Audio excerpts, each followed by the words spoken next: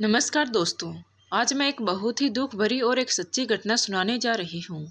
यह घटना पश्चिम बंगाल के कोलकाता शहर के एक मेडिकल कॉलेज की घटना है। कोलकाता शहर में 9 अगस्त 2024 की सुबह एक ऐसी खबर सामने आई है जो पूरे देश को हिलाकर रख दिया। ये खबर थी एक 31 साल की महिला डॉक्टर की, जो कोलकाता के एक मेडिकल कॉलेज और अस्पताल में अपनी ट्रेनिंग कर रही थी। हॉस्पिटल जैसी सुरक्षित मानी जाने वाली जगह पर भी इस महिला डॉक्टर का मर्डर एवं रेप होना काफी चौंकाने वाला था। इस घटना का खुलासा तब हुआ जब डॉक्टर की बॉडी का पोस्टमार्टम किया गया। उस रिपोर्ट ने लोगों की रूह को हिलाकर रख दिया, क्योंकि ये मामला सिर्फ एक मर्डर का ही नहीं था, बल्कि उससे कहीं ज्यादा खौफनाक था। पोस्टमार्टम रिपोर्ट में खुलासा हुआ कि उस डॉक्टर की हत्या गला घोंटकर की गई थी। इतनी ताकत से उसका गला घोटा गया कि गले की हड्डी टूट गई थी।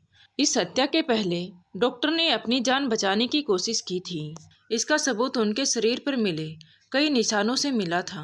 इससे ये साफ जाहिर हो गया कि ये सिर्फ मर्डर का मामला नहीं था, बल्कि एक रेप के बाद किया गया खौफनाक हत्याकांड था।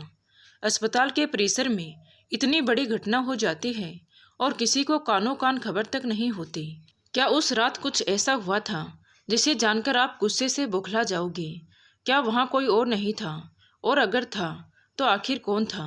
इन्हीं सवालों के जवाब खोजते हुए आज हम इस वीडियो के थ्रू आपको बताएंगे कि आखिर क्या हुआ था उस रात उस मेडिकल कॉलेज के जाने माने वाले परिसर से। जब आपका भी सच से सामना होगा तो यकीन मानिए आपके भी रोंगटे खड़े हो जाएंगे। वो लेडी डॉक्टर एक जूनियर डॉक्टर थी, जो कि कोलकाता के RG Kar medical college and hospital से अपनी डॉक्टर की ट्रेनिंग कर रही थी। 8 अगस्त 2024 को हर दिन की तरह वो लेडी डॉक्टर अपनी नाइट शिफ्ट पर थी और अपनी जॉब कर रही थी। तभी रात के 11 बजे उस लेडी डॉक्टर के पास उसकी माँ का फ़ोन आया, क्योंकि पेरेंट्स को तो हमेशा अपने बच्चों की चिंता रहती है। उसकी माँ ने पूछा कि क्या बेटा तुमने खाना खा लिया? तुम्हारी तबीयत कैसी है? तुम ठीक तो हो? इन्हीं सब सवालों के जवाब वो लेडी डॉक्टर अपनी माँ को खुशी खुशी दे रही थी कि उनकी तबीयत एकदम ठीक है और बस अभी कुछ पेरेंट्स को देखने जा रही हूँ, उसके बाद अपने दोस्तों के साथ बैठकर खाना खाऊंगी। यही सब बातें करते हुए वो लेडी डॉक्टर राउंड पर निकल गई और सभी पेशेंट को देखती हुई घूमकर वापस आ गई। सभी पेशेंट को देखकर वो अपना काम खत्म करके रात के लगभग 2 बजने के बाद वो अपने दोस्तों के साथ जाकर हॉस्पिटल की कैंटीन में ही बैठ गई, जहाँ सब लोग मिलकर खाना खाते थे। खाना खाते खाते और बातें करते हुए रात के 3 बज गए। तो उस वक्त वो थोड़ी थकावट महसूस कर रही थी, इसलिए वो अपनी थकावट दूर करने के लिए अस्पताल के बने 4थे फ्लोर सेमिनार हॉल में जाकर रेस्ट करने लगी। उसको रेस्ट करते करते सुबह के 7:30 बज गए, पर तब भी वो उस सेमिनार हॉल से बाहर नहीं आई, जो कि काफ़ी ज़्यादा परेशान करने वाली बात थी, क्योंकि वो कभी भी आधा घंटे से ज़्यादा ब्रेक नहीं लेती थी। तभी हॉस्पिटल का एक कर्मचारी, जो कि सुबह की शिफ्ट स्टार्ट होने से पहले अस्पताल के सारे रूम को चेक कर रहा था, और ऐसे सारे रूम को चेक करते हुए उस सेमिनार हॉल की तरफ जाता है। जैसे वो उस सेमिनार हॉल के बाहर जाकर उसका गेट खोलने लगा तो उसकी आंखों के सामने एक भयानक नज़ारा था, जिसे देखकर वो बहुत जोर से चीख पड़ा।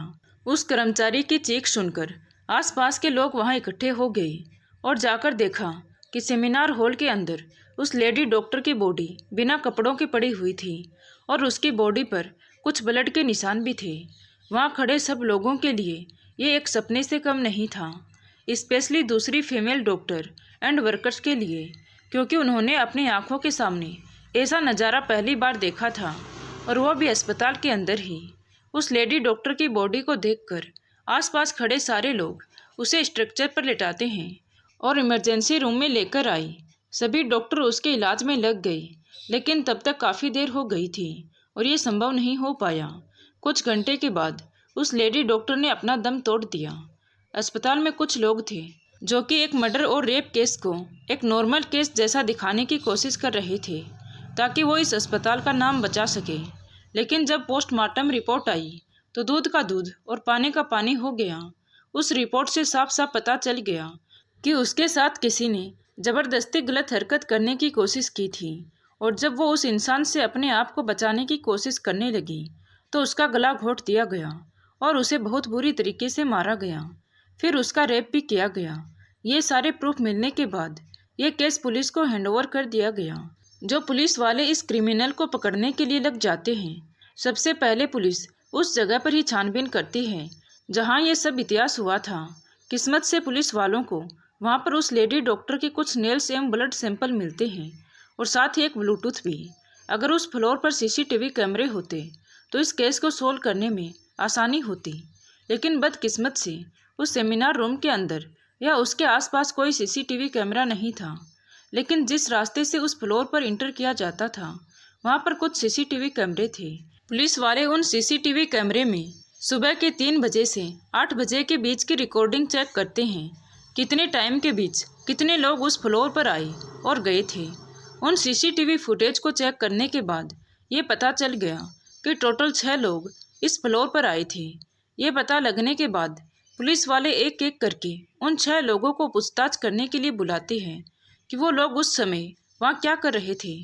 और उन लोगों से पूछताछ के दौरान पुलिस वाले उनके फ़ोन का ब्लूटूथ भी ऑन करके चेक करने लगी कि जो ब्लूटूथ हैंडसेट उन्हें मिला था वह उनमें से किसका था। क्योंकि आपको पता होगा कि एक बार अगर आप किसी ब्लूटूथ डिवाइस से अपना फ़ोन कनेक्ट करते हो तो अगली बार उसे इजीली कनेक्ट हो जाता है।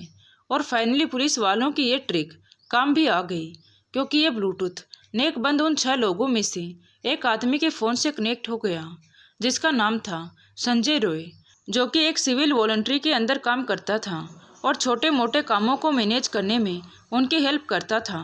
जैसे कि आपने भीड़ भाड़ वाले इलाके में देखा होगा कि कुछ लोग ऐसे पुलिस की ड्रेस पहनकर खड़े रहते हैं जिनका काम होता है कि विदाउट एनी रीजन कहीं पर भी ज़्यादा भीड़ जमा ना हो।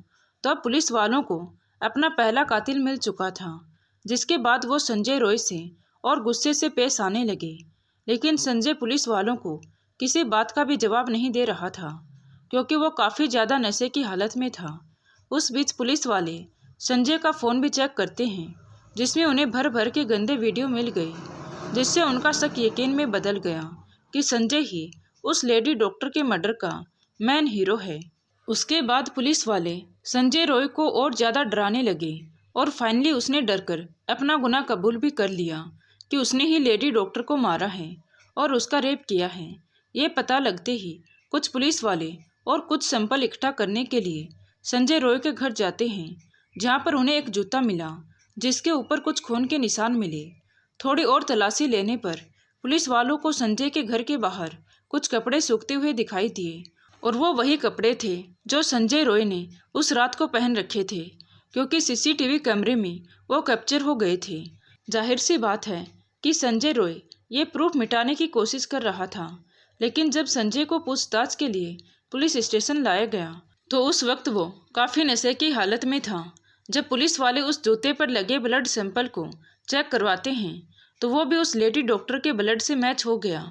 उन सारी रिपोर्ट और डिटेल्स को एक साथ जोड़कर पुलिस वालों को पता चलता है कि उस रात संजय रॉय काफ़ी ज़्यादा नशे की हालत में था और वो रात के 11 बजे हॉस्पिटल में इंटर करता है। संजय रॉय अक्सर उस अस्पताल में नाइट शिफ्ट किया करता था, तो उसे वहाँ की काफ़ी अच्छी नॉलेज भी थी कि कहाँ पर कैमरा है और कहाँ पर नहीं। तो वो आराम से उस अस्पताल के 4थे फ्लोर पर जाकर बैठ गया, क्योंकि वो नहीं चाहता था कि कोई उसे ज़्यादा नशे की हालत में देखे, क्योंकि वरना वो अपनी नौकरी से हाथ धो सकता था। 4थे फ्लोर पर जाकर वो आराम करने लगा और जब उसकी आंखें खुली तो सुबह के 3:30 बज चुके थे। तभी उसने देखा कि वो लेडी डॉक्टर उस रूम में आराम कर रही थी। उस लेडी डॉक्टर को अकेला देखकर संजय के इरादे बिगड़ने लगे। वो पहले काफ़ी देर तक उस फ्लोर के चक्कर लगाते रहा, ये कन्फर्म करने के लिए कि कोई यहाँ आ तो नहीं रहा है। जब उसे लगा कि हाँ उसका रास्ता साफ है तो वो 4 बजे सेमिनार हॉल के अंदर इंटर करता है और फिर वहाँ से 4:45 पर बाहर आता है।